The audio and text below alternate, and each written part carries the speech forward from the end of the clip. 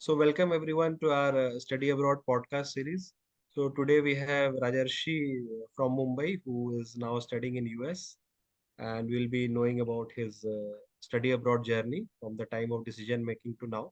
So, welcome Rajarshi to our podcast. Hi, thank you.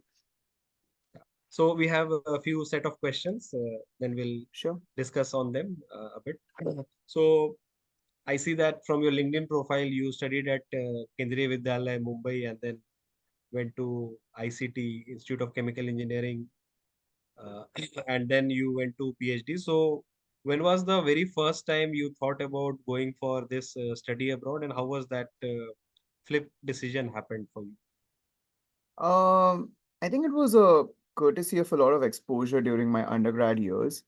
ICT, which is Institute of Chemical Technology, where I went for my undergrad, it is known to have a history of people going for their PhD and masters to a lot of different places in US and Europe and Canada, Australia, everywhere.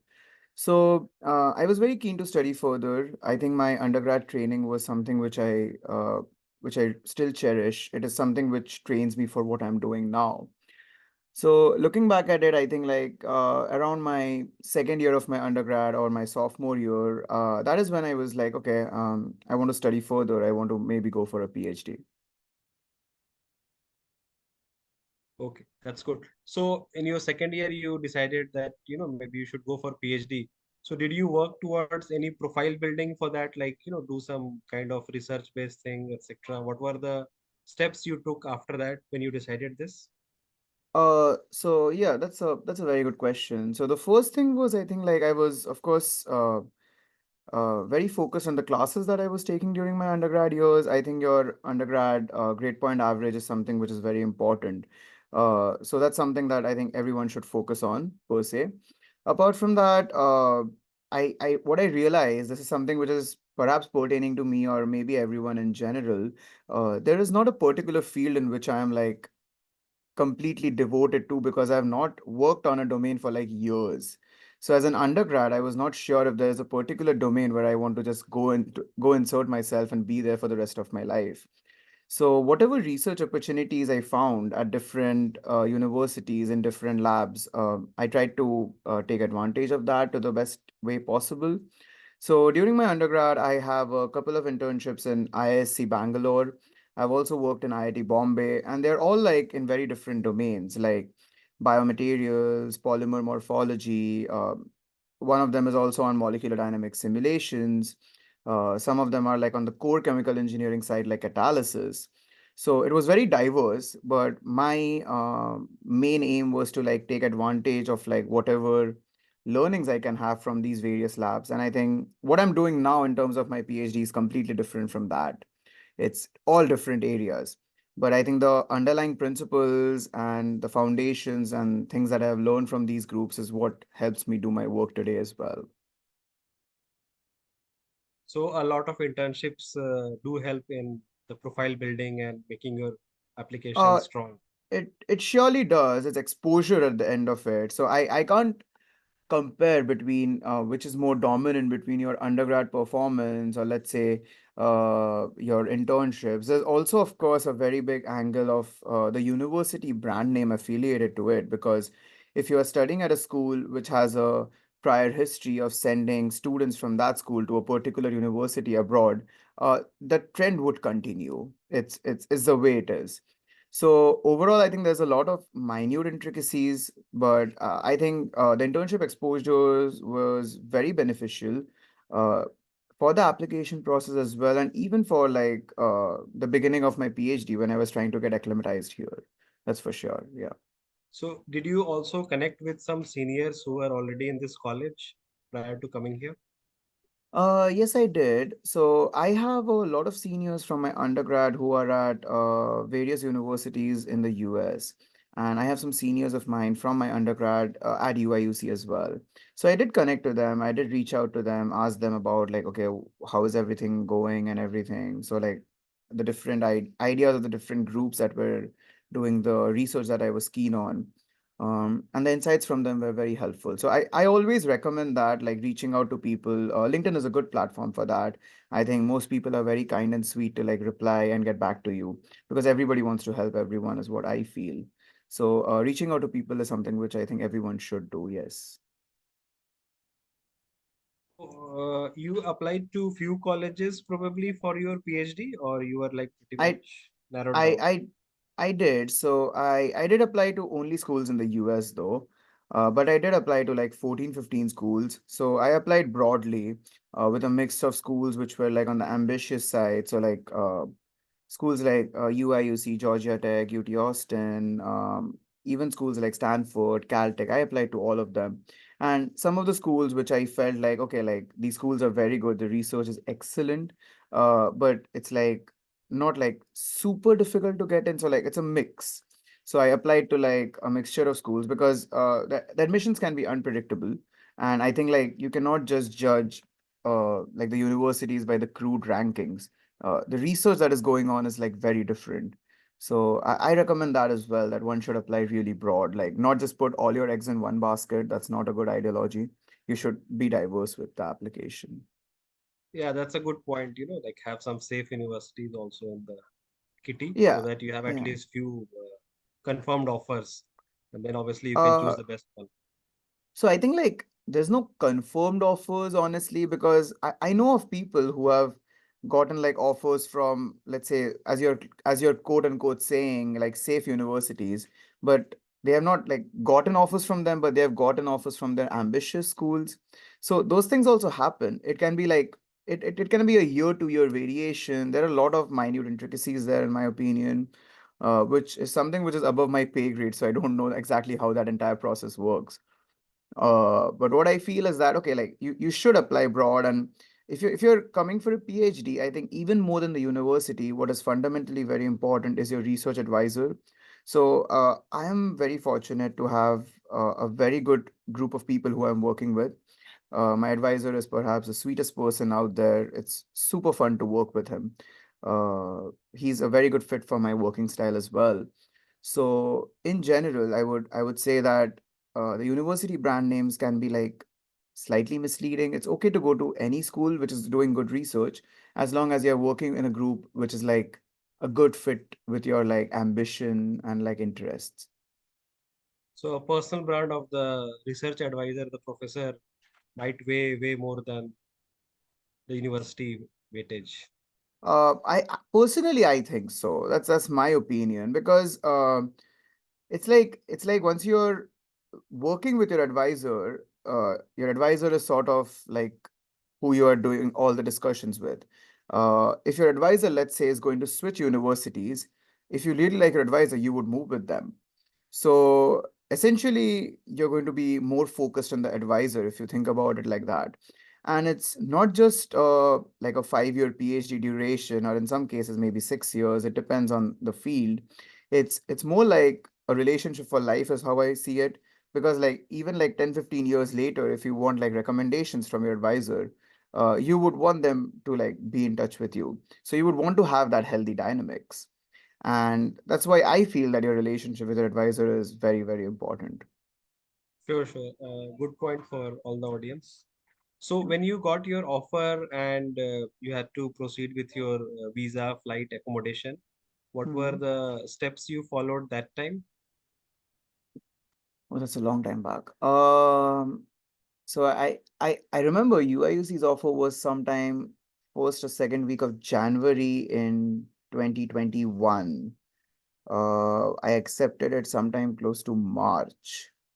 And then I think in the summer I took my visa appointments. It was in June or July, if I'm not wrong. I think it was in June. Uh, so yeah, like so the way my thing was with the universities, I had a one-time relocation scholarship with the university. So they essentially took care of the flight travel with the scholarship that they were paying.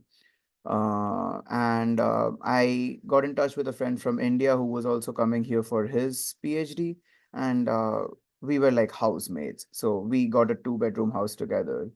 Um, and yeah, so just got the visa processes done, just flew into US and things You started. are flying alone that time, or you had the other friend also flying with you?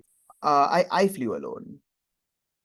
So yeah, It was not your first international trip, I guess. it was not my first international trip. No. Confident enough. First international trip for study or work, but not first international trip in general. But then again, so I think the entire process becomes a lot more smooth because of the people that are around you. So I had there's this close friend from undergrad whose batchmate was also in UIUC.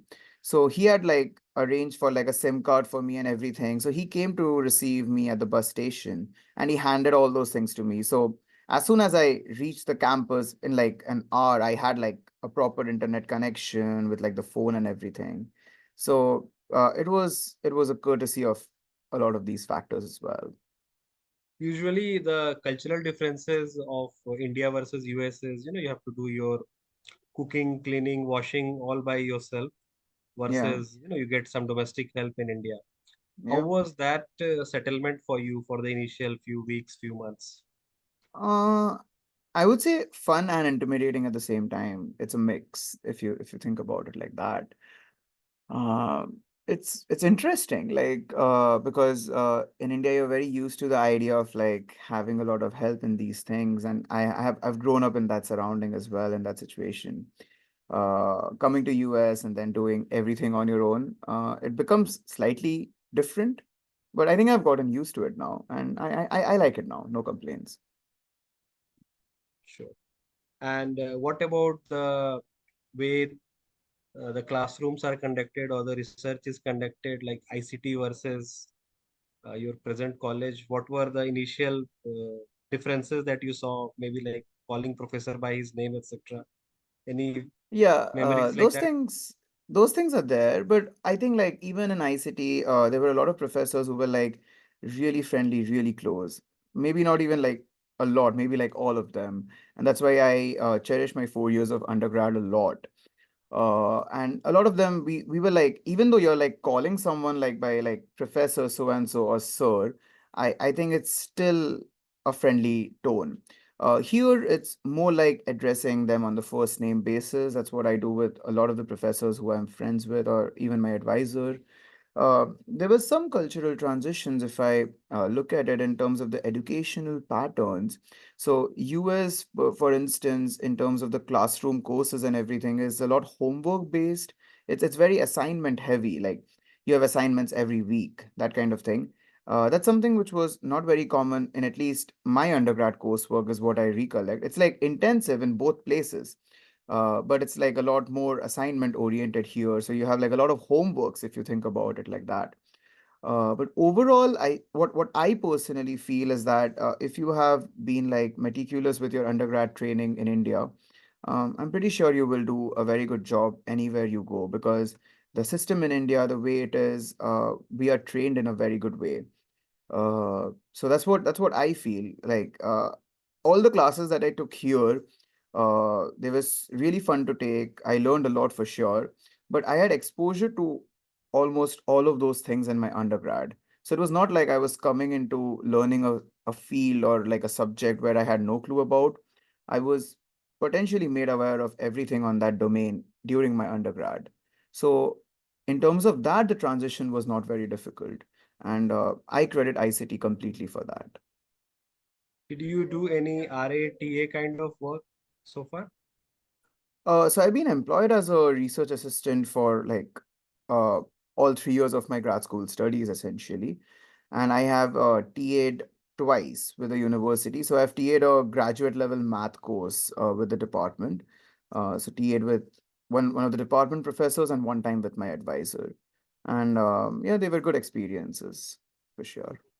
So, when you are getting the scholarship offer and the PhD offer, did they mention something like you have to do so much TA, RA work in exchange for the scholarship you will be getting, or it was like add-on thing for you? So usually you have like a contract, like you have to work for certain hours a week, and that's how the contracts are drafted. That's how universities in the US at least do it.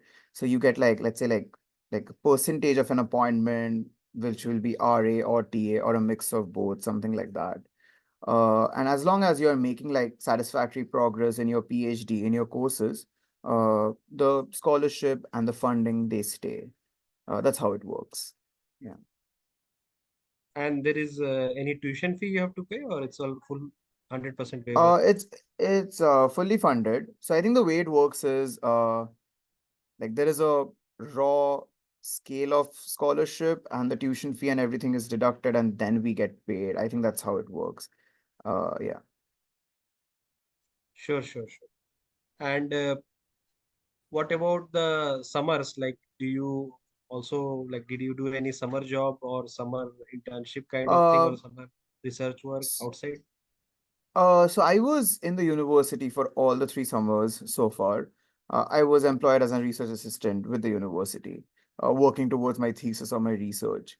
But it really depends on like groups to groups. I have friends who have interned in the summer during their PhD. So it depends a lot on like what you want to do, let's say at the end of the day.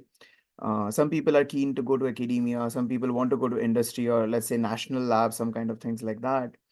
I'm still like thinking about it, and I think the first 3 years I wanted to be here for the summers. That's what I have done. Uh, yeah. So you, as you mentioned, you haven't yet figured out what you will do in the next few years, or there is a bit of clarity now. Um, I have a couple of years for my PhD. I anticipate to graduate in 2026. I am keen on academia, if I'm being honest with you, but I think all my internships, exposure, everything has been towards universities. I have always been in that bubble. So personally, I would like to test out if I like an industrial exposure for some time and then make that decision. The very good thing about like industry or academia is like it's transitionable. You can go like back and forth. You can go from one to another and vice versa. So not completely decided. Still taking that call. I'm intuitive like that, so I'll take that call eventually, not like now. So yeah. Sure. So finally, coming to the last question or the last discussion point. So you have some pro tips for the juniors who are planning to do PhD from US, let's say, and would you like to give them some professional tips that probably you thought you got, or maybe you got because of your seniors, but a lot of other people don't have. Like there is a bit of a misinformation, or there's a bit of Mhm. misleading happening here and there. Yeah. Anything that you notice with your fellow PhD students or with yourself? So honestly, like that's a very good question. Because I honestly feel that a lot of the decisions that I took in terms of applying and everything, was a lot because of the way my fellow seniors and friends were sort of, let's say, mentoring me. The advices that they gave was very crucial and pivotal for this entire process. So I recommend like, okay, you should really focus on your undergraduate grade point average. You should not be in that zone that, okay, like classes are not important, research is something else, or in that ideology. Your undergrad record is your truth. You need to really focus on that.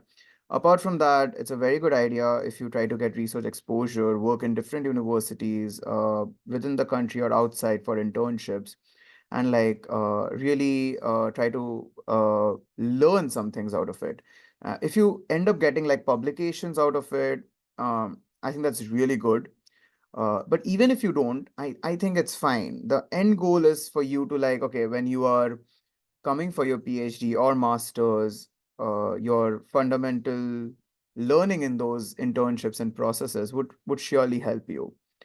Apart from that, I think like it's a very good idea to reach out to other fellow students who are in different universities worldwide. That's something like which you're doing indirectly, which is something which I really liked. Let's say somebody, because I saw a lot of the podcasts, and let's say somebody wants to apply to schools in New Zealand or something like UK, Sweden, any of these places, then there's someone that they can get in touch with, and I do assume that people would be keen to help out, for the simple reason that I consider myself very privileged if I think about it like that, because I had like a very good umbrella of people who mentored me, helped me out. But that might not be the case with everyone. So in case like people are like not understanding the entire process, I think the best way to go about for like a reality check is to reach out to people who are in those universities and those dynamics, because they can be the best judges of the entire situation. So yeah, those are the things that I recommend. Yeah, Sure, Rajarshi. Thank you very much for your time and of sharing your course, pro tips. of So we'll course. end the podcast now. So take care Sure, and have a sure, good day. Bye. sure. Take care, Vishal. Yeah. See you.